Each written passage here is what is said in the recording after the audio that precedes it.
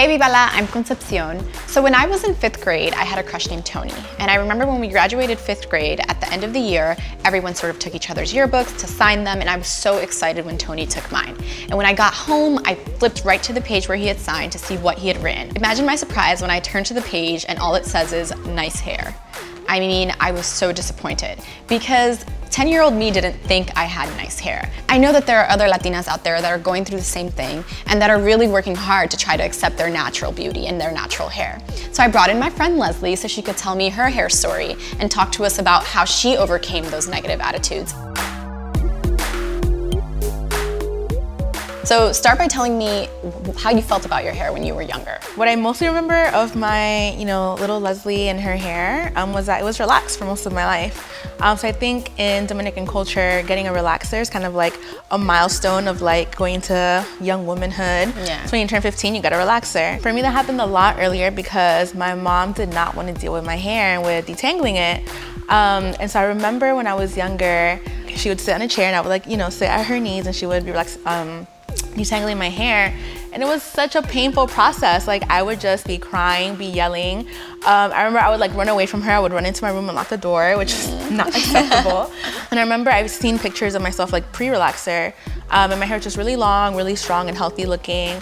And post-relaxer, so relaxers kind of just break your hair down. Essentially, it's chemicals that are breaking the bonds and making your hair straight. Yeah. And so my hair, the more relaxers you get, the less healthy it gets. And I remember I would just be upset at her.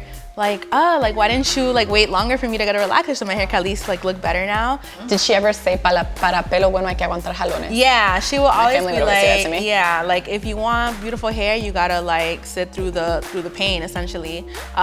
Beauty is pain, right? Right. Which is saying that's a little kid. Not okay. How old were you when you actually relaxed your hair? Or when your mom did it? I think I was 7, maybe. Oh my God. Yeah, so I was really young. Yeah, I was really young. And so from 7 to maybe, I think 21, I was relaxing my hair. So what would you recommend to other young girls who are sort of struggling through the same thing and either have a relaxer or don't have a relaxer? I think you really have to look within yourself and be what is it that you want from this?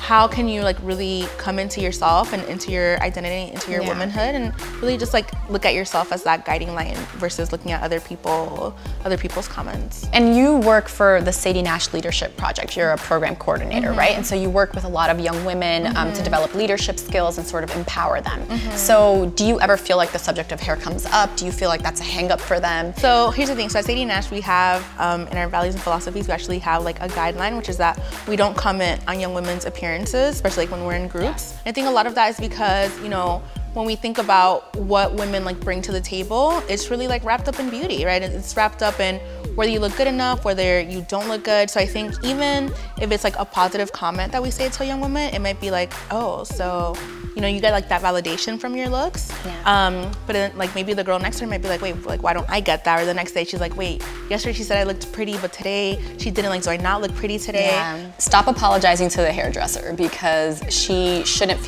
make you feel bad for having the type of hair that you have. Definitely go on YouTube because there are so many beautiful women on there that are they have a lot to teach you. So thanks for watching.